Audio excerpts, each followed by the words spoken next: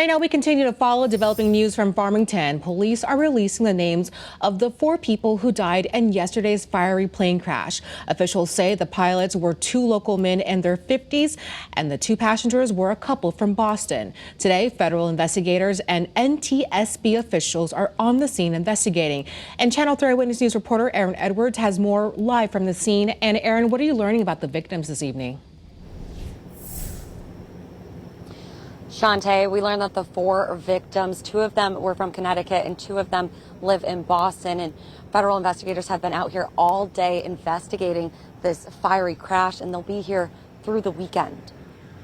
It's very tragic. 55-year-old William O'Leary from Bristol and 57-year-old Mark Murrow from Danbury were the pilots in yesterday's fiery crash. The passengers were 33-year-old Courtney Haviland and her husband, 32-year-old William Schrauner. What was supposed to be a trip to North Carolina for the Boston couple ended in a tragic crash. Witnesses say the plane hit a telephone pole yesterday before slamming into the Trump building on Hyde Road. My sister works there, but thankfully she's working from home. So I did text her immediately and say, hey, this just happened. You might want to be aware, and she was in shock. Along with the 4 who died, 2 employees at Trump were also taken to the hospital.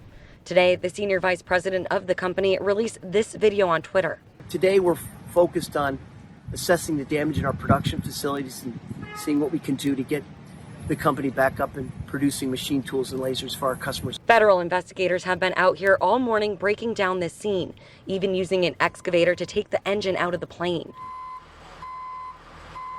Investigators from NTSB and FAA say they'll be here throughout the weekend. The NTSB released a statement today saying, quote, the investigator will document the scene, examine the aircraft, request any air traffic communications, radar data, weather reports, and try to contact any witnesses. Also, the investigator will request maintenance records of the aircraft and medical records and flight history of the pilot.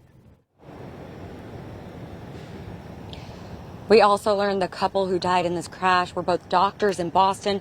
The hospitals they worked at are speaking out about the 2. I'll have more on that coming up at 6 o'clock. Reporting live in Farmington, Aaron Edwards, Channel 3 Eyewitness News. Still an active scene behind you, Aaron. Thank you for that. We'll see you then at 6.